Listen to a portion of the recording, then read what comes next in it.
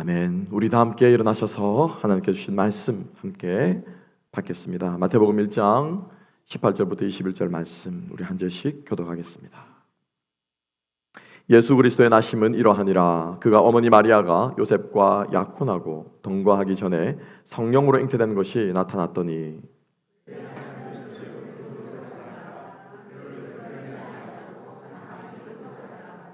이 일을 생각할 때 주의 사자가 현몽하여 이르되 다윗의 자손 요셉아 내 아내 마리아 데려오기를 무서워하지 말라. 그에게 잉태된 자는 성령으로 된 것이라. 이름을 예수라 하라. 이는 그가 자기 백성을 그들의 죄에서 구원할 자임이시라 하니라. 아멘. 아멘. 자리에 앉으시겠습니다. 이 말씀과 함께 하나님의 상황, 우리의 상황, 하나님의 상황, 우리의 상황이라는 제목으로 오늘 시리즈 설교 첫 번째 시간 우리 함께 맞아야 하겠습니다. 여러분들 요즘에는 미디어가 발달해 있어서 눈만 돌리면 많은 기사들, 그죠? 소식들을 많이 접할 수 있을 것 같아요. 그리고 그 중에서도 우리 미디어 기사의 상당수를 차지하는 내용이 연예인들의 이야기가 아닌가 싶습니다. 아무래도 주목받는 자리에 있고 또 쉽게 그죠? 귀가 가고 또 뉴스는 골라 들을지 몰라도 드라마 한 편쯤은 다 보지 않겠습니까? 그래서 이 연예인들의 소식 심심치 않게 듣는데 그 중에서도 또 많이 우리들 귀 기울인 소식이 이 연예인들에 얽혀 있는 안 좋은 소식들, 그죠? 세상에 글쎄 그 배우가 그랬더래, 그죠? 누가 저랬더래. 참 우리 귀에 쏙쏙 들어오는 것 같아요. 또 그 중에서도 더 많은 게 그 남녀 관계에 얽혀가지고, 그죠? 글쎄 걔네가 신혼여행 며칠 만에 이혼했더래. 그죠? 할 때더래. 그런 소식들을 아마 많이 듣지 않는가라는 생각을 해봅니다. 요즘에는 참 그게 안타까운 현실이고 안타까운 상황이지만은 가정이 깨어지고 혹은 그죠? 돌아서 가는 것들이 그게 살다가가 아니고 결혼식 전에, 그죠? 결혼식 전에 그런 경우들이 있는 것들이 참 비일비재한 안타까운 상황 가운데 있는데 오늘 우리가 함께 좀 묵상할 또 생각해볼 조금 다른 각도에서 새로운 눈으로 보게 될 마리아가 사실은 그 비운의 주인공이었다라고 하는 것이죠. 오늘날 뉴스를 보자면은 대서특필할까 할 만한 그러한 사건이 지금 마리아에게 일어났다라고 하는 것입니다. 우리는 흔히 생각하기를 동정녀 탄생, 그죠? 또 크리스마스 카드에 있는 그림들, 아름답게 마리아가 아기를 갖고 천사 가브리엘로부터 수태고지를 받고 하는 이 장면들이 아름답게 그려지지만 사실은 실제로 그 당시에 가서 우리가 생각해 본다면은 비극 중에 이런 비극이 또 없을 것 같아요.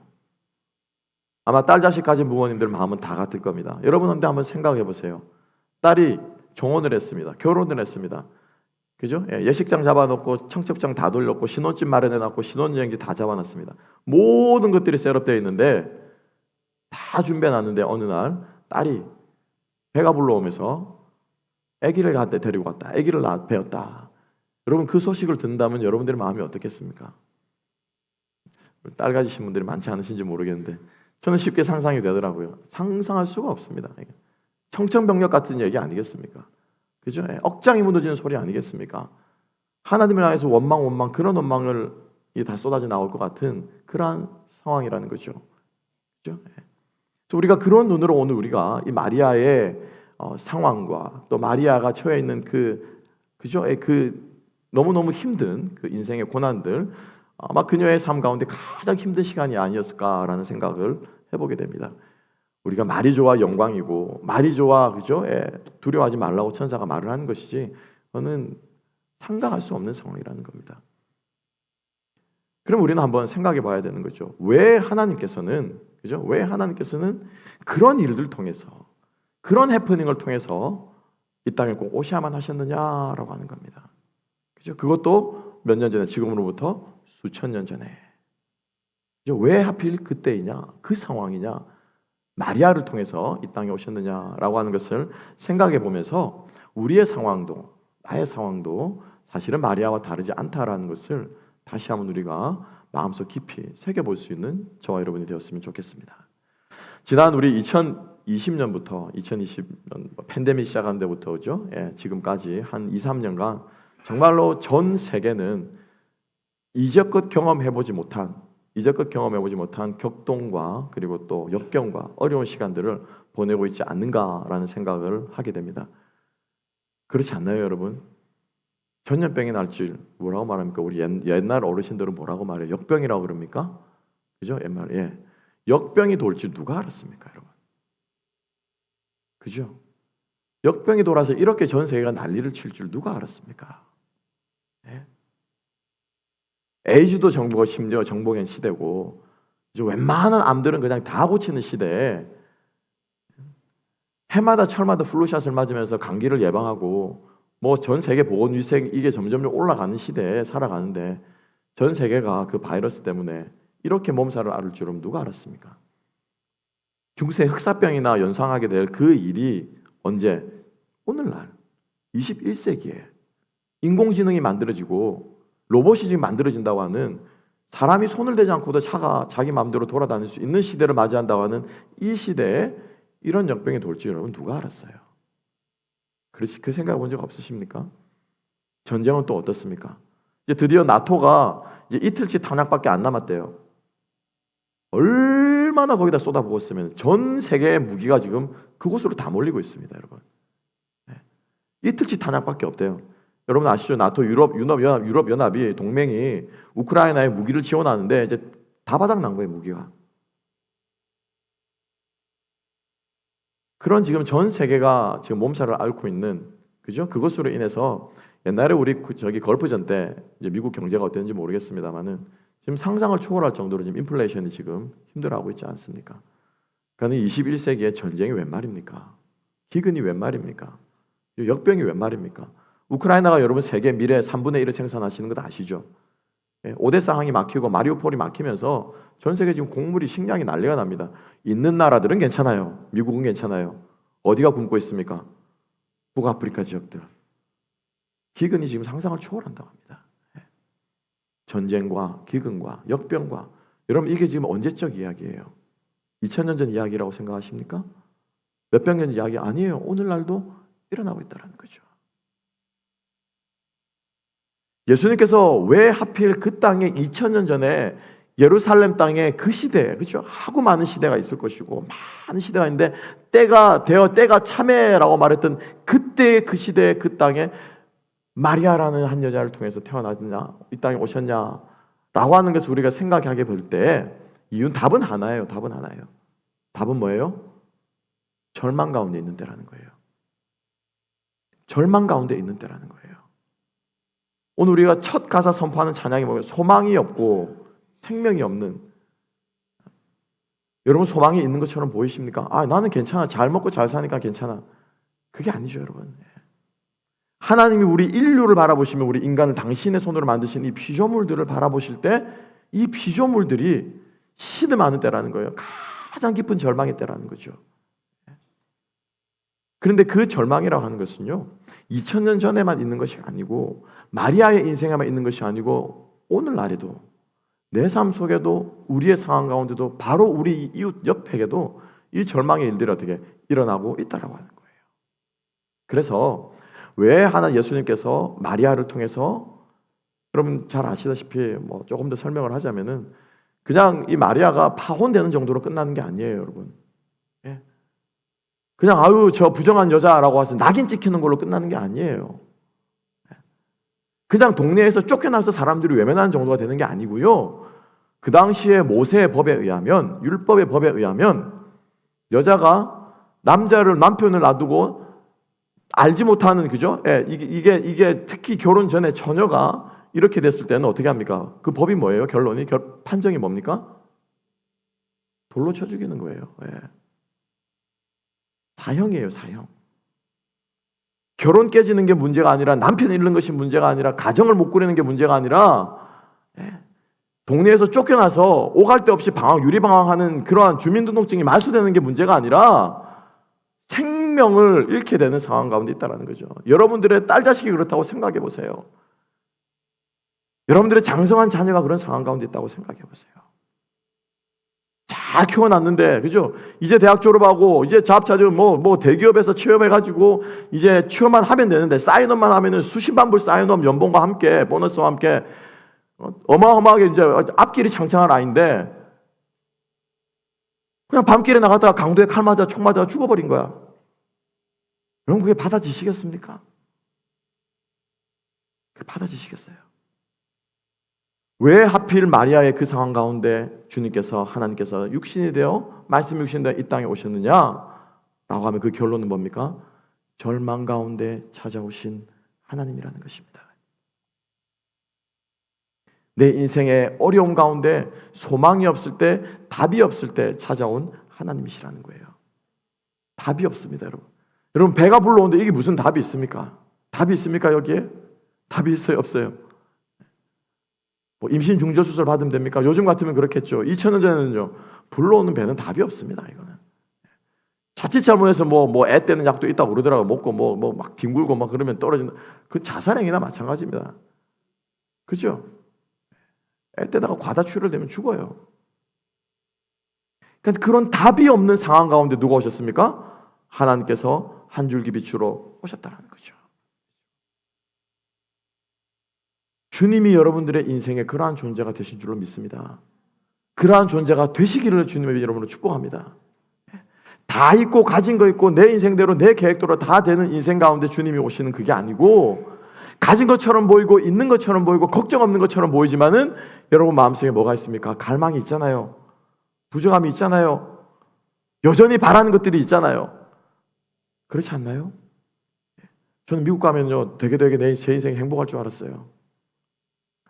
그래서 대학 때부터 미국 입에 달고 살아 결국 미국에 왔는데, 그래서 결국 여기 미쿡, 그죠? 예, 미국 미쿡 사람이 되려고 지금 하고 있는데, 저 지금 행복해 보이십니까? 감사합니다. 여전히 고민이 있더라고요. 여전히 근심이 있고요. 여전히 원망함이 있고, 여전히 불만이 있고, 여전히 갈망함들이 있더라고요. 왠 줄 아세요, 여러분? 왠 줄 아세요? 왜 마리아 시대 때, 마리아 때도 절망이 왜 오늘날에도 절망인 줄 아세요? 그때 있었던 전쟁이 왜 오늘날에도 전쟁인 줄 아세요? 그때의 기근이 왜 오늘날에도 기근인 줄 아세요? 그때 돌았던 그 역병과 질병들이 왜 오늘날에도 창궐한 줄 아세요? 답은 뭐예요? 죄 때문이에요. 죄 때문에. 죄 때문이에요. 내 안에 죄성이 죽지 않았기 때문이에요. 한국에서 살 때도 저는 죄인이었고요. 미국에 와서도 저는 죄인이에요. 2000년 전 사람도 죄인이고요. 지금도 우리는 죄인이에요. 우리들의 죄 때문에 그런 거예요. 죄 때문에. 그래서 천사가 21절의 말씀에 뭐라고 선포하고 있습니까? 21절 다 같이 한번 읽어보십시다. 시작. 아들을 낳으리니 이름을 예수라 하라.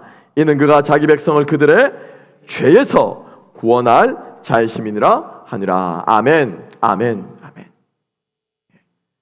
그래서 우리가 절망적이라는 거예요. 가진 것처럼 보이고 있는 것처럼 보이고 누리는 것처럼 보이고 강대국의 국가처럼 국민처럼 보이지만 여전히 우리는 죄인이에요. 이 내 안에 있는 평생을 가도 예수 그리스도 아니고는 이 죄의 문제는 사라지지 않을 줄로 이건 믿어야 돼요. 주님 외에는 답이 없습니다. 아멘. 예수 외에는 답이 없어요. 답이 없어요. 예수 외에는. 주님이 우리에게 주시는 그 생명과 주님이 우리에게 보여주시며 걸어가시며 보여주신 그 길 외에는 여러분 답이 없습니다. 이 죄의 짐으로부터 노임받게 될 그 어떤 길도 없다는 것을 믿고 주 예수 그리스도를 우리의 삶의 주로 영접하는, 주님으로 모시고 살아가는 그러한 역사가, 그러한 놀라운 일들이, 은혜가 저와 여러분 삶 가운데 있기를 주님의 이름으로 축복합니다. 이게 마리아의 상황이에요. 이게 우리의 상황이에요. 그런데 천사가 와가지고, 그죠? 천사가 와가지고 이 마리아에게 뭐라고 말합니까? 위로를 하는 거예요. 걱정하지 마라. 그죠? 걱정하지 마라. 위로를 하는데 두 가지를 위로하고 있습니다. 이 두 가지 위로를 하는데 이 위로가 사실은 더 기가 막히는 거예요.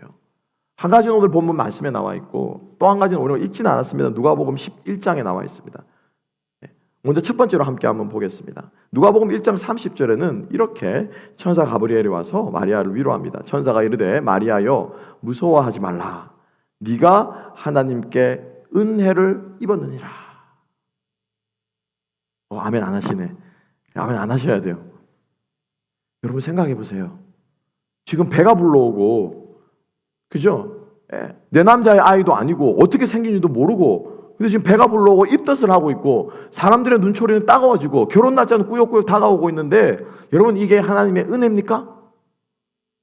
은혜예요 아니에요? 은혜예요 아니에요? 저주예요 여러분. 저주예요. 이게 무슨 은혜예요 여러분? 천사가 나타나니까 은혜처럼 보입니까? 우리가 흔히 아까도 말씀드린 성탄절 카드의 그림처럼 뭐 예쁜 아기 그림이 있으니까 그게 은혜롭게 보이나요? 아니죠, 여러분.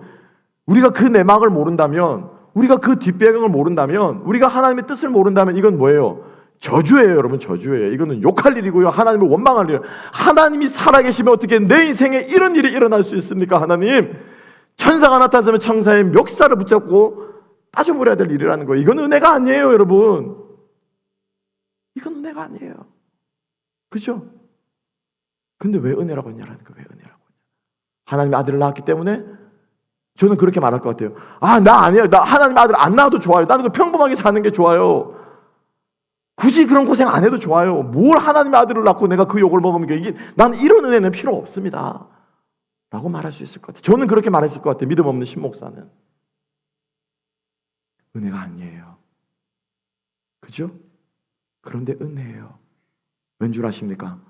은혜가 무엇인지를 제대로 알아야 되죠. 그죠, 여러분? 은혜가 뭐예요? 은혜가 뭐예요?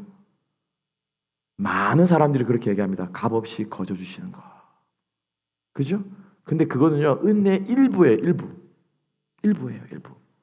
우리가 하나님이 구원을, 은혜를 얘기할 때 구원을 값없이 선물로 주셨기 때문에 그것을 우리가 은혜라고 말해요. 맞습니다. 근데 그거는 은혜의 아주 중요한 핵심 과도 같은 건데 그거는 일부예요, 일부. 여러분, 우리가 은혜를, 죄송합니다, 우리 집사님께서 저에게 막 이제 저를 힘들게 하시는 거예요. 저를 괴롭게 한 거예요. 저를 막 해코지하고 막 보면 막 쌩하고 하시고 막 근데 그러시는 거예요, 집사님이. 예를 들면.